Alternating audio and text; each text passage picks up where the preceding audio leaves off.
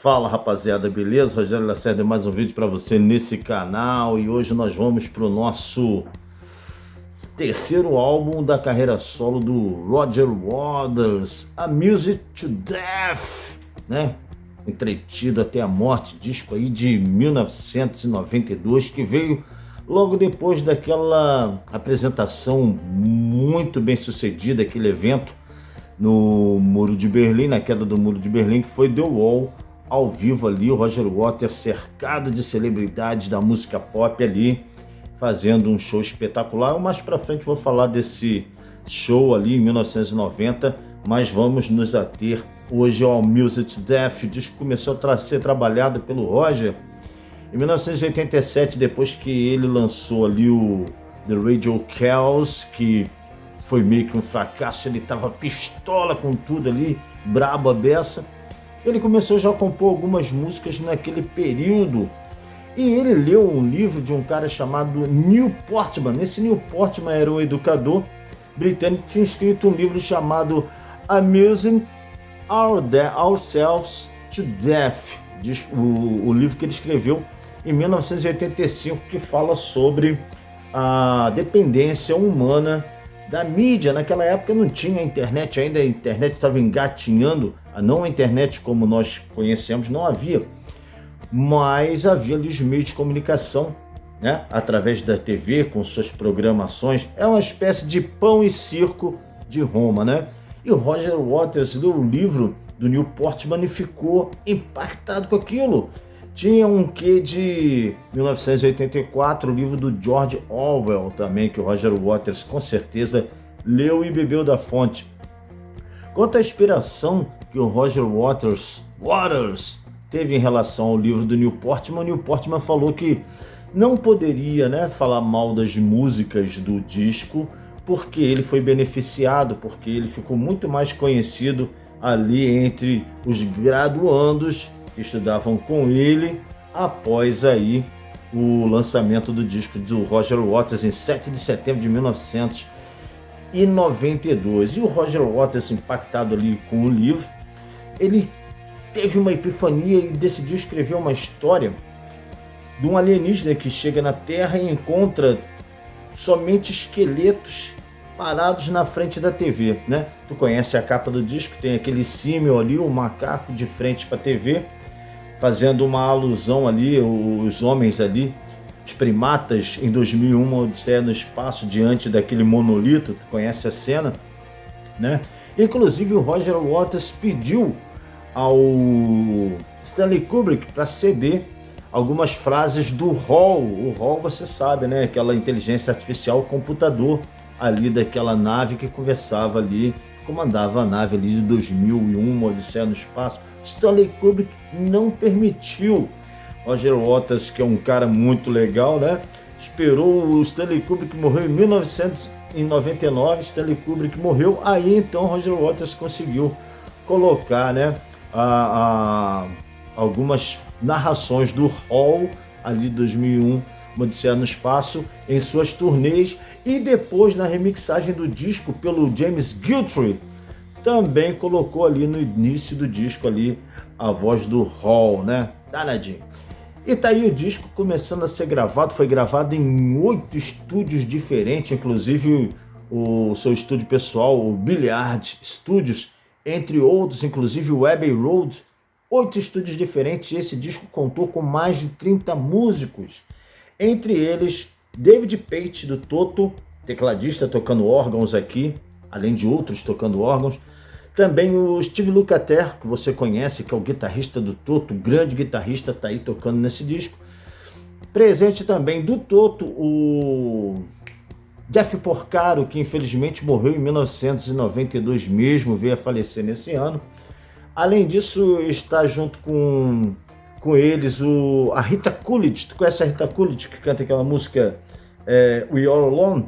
Tá ali cantando na faixa 14, a faixa título. A Rita Coolidge aí cantando junto com o Roger Waters. Também tem o tal de Randy Jackson no baixo também. E Jeff Beck, né? Sabe, o Jeff Beck também fazendo participação. Também tem a participação do Paul Carrack, que cantou uma faixa com o Roger Waters no Radio Chaos. Além disso, também tá ali o vocalista e baterista do... Como é que é o nome da banda? Eagles! Esquecendo do Eagles, tá ali também fazendo participação em uma música. O Don Henley aí participando. Além disso, também está o Michael Kamen participando das orquestrações. O disco é produzido pelo Roger Waters e pelo Pat Leonard, que participou do Momentary Lapse of Reason junto com David Gilmour na composição de algumas músicas. Cara conhecido por produzir Madonna, entre outros. Então tá aí, o disco ele é centrado no macaco trocando canais de TV aleatoriamente, né?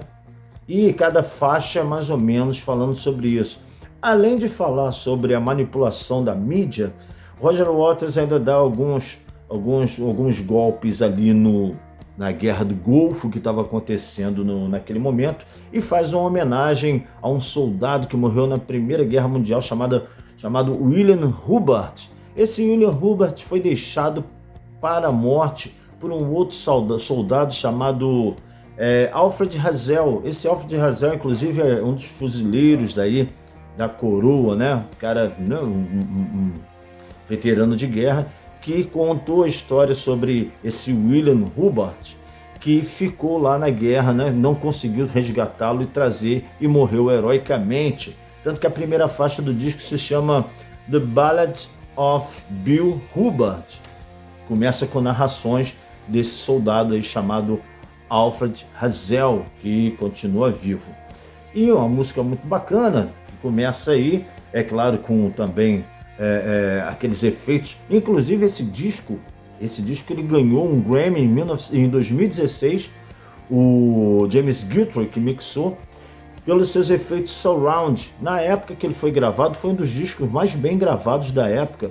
Foi gravado com uma tecnologia K-Sound, né, que dá uma imersão espacial muito mais profunda. Isso porque o Roger Waters queria fazer um disco com aqueles efeitos, né, aqueles samples que a gente sabe que ele gosta de usar, conforme fazendo Pink Floyd. Tem barulho de sino de carruagem, de trenó, barulho de tiro de fuzil, de espingarda, cachorro, avião, barco, cavalo correndo, um monte de efeito esse disco tem. E tudo isso foi gravado na tecnologia 3D na época, em 1992, pelo James Guthrie. Grande James Guthrie, mereceu ganhar o Grammy em 2016 por esse disco de 1992. Seguindo em frente, nós vamos para aquela música, né? What Gods Want Part 1, que é aquela música que eu acho que é a mais famosa do disco. Inclusive, esse disco ele não rendeu uma turnê. O Roger Waters ele foi em suas turnês mais à frente, tocando músicas como What Gods Wants e entre outras músicas, Perfect Sense, né? Aquela turnê também, It's Not a Drill. Tudo isso, todas essas turnês ele passou a cantar algumas faixas do disco, apesar do próprio disco A Music to Death não ter tido uma turnê para ele. E continuamos aí com a música também muito conhecida, uma música bacana, The Bravery of Being Out of Range. Traz referências aí à música Sheep do Animals. O Roger Waters, inclusive, cara, eu lembrei de uma coisa agora. O Roger Waters ele falou que existe uma trilogia genial, né? Ele fala trilogia genial. Se você não tem esses discos e não os ouviu em sequência, você não sabe quem eu sou, disse ele. Ele diz que o The Dark Side of the Moon, de 73, o The Wall e A Music to Death tem que ser ouvidos em sequência, porque é a trilogia da sua genialidade. Cara, é fera, hein? Seguindo em frente, aí nós vamos com What Gods Want Parte 2, com Charles Fleischer. O Charles Fleischer fazendo algumas narrações. Esse cara é o cara que dublou lá na versão inglesa lá, americana, aquele filme Uma Cilada para Roger Rabbit. Conhece, né? Então, esse cara tá fazendo aqui um papel de um pregador televisivo nessa música What Gods Wants Parte 2. Em seguida nós vamos para aquela música muito bacana também chamada Too Much Hope, Too Much Hope, que é muito bacana. Antes disso tem a parte 3 de What God Wants, que tem a música, musicalmente ela tem referências a Shine on Crazy Diamond, Echoes e Breathe in the Air. Essas três músicas ali, se você ouvir What God Wants, parte 3, você vai ver referência a essas três músicas.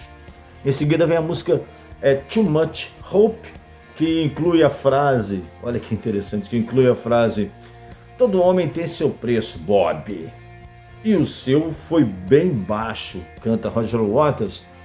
O interessante é que ele canta essa música imitando o Bob Dylan, o jeito do Bob Dylan de cantar, só que ele não está fazendo referência ao Bob Dylan, não. Segundo Pat Leonard, o produtor, o Roger Waters está fazendo referência ao Bob Ezrin, que não quis gravar com o Roger Waters lá no Radio Kells, que o Roger Waters convidou para gravar o Momentary Lapse of Reason com o David Gilmour e o Pink Floyd, né? Aí ele falou: todo homem tem seu preço, teu preço foi bem baixo, hein, Bob? E o Roger Waters conclui dizendo que o Bob Ezrin iria gostar dessa piada. Em seguida nós vamos aí com a música Watching TV, que é aquela que é cantada o Roger Waters junto com o Don Henley, o baterista e vocalista aí do Eagles, fazendo uma participação aqui nessa música que é muito bacana. Depois vem a música chamada It's a Miracle. Waters aqui está fazendo referência ao cara lá que fez aquele musical lá, A Bela e a Fera, cujo a música foi inspirada naquela parte lá no meio de Echoes. Tum, tum, dum, dum, dum, dum. Inclusive o Roger Waters quis processá-lo, mas acabou não fazendo. Mas deu uma espetada nele aqui nessa música aqui, que é It's a Miracle, né? Essa música também traz aqui uns efeitos sonoros aqui de um filme chamado... como é que é o nome do filme? Shockwave, de 1977. É um filme de holocausto zumbi, um filme de zumbi. O Roger Waters pega uma cena em que o pessoal tá brigando por causa de uma lanterna, e aqui ele bota alguns sons, efeitos dessa música aqui, desse filme aqui, na sua música. Em seguida nós vamos aí com a música... Cadê a música aqui?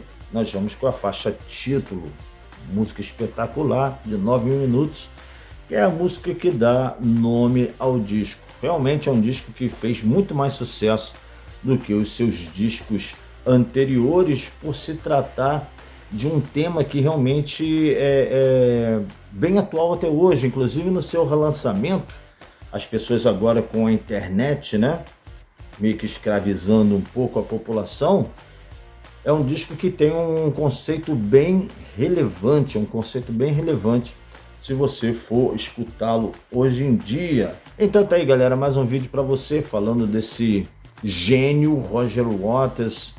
O cara é brabo mesmo, um disco espetacular.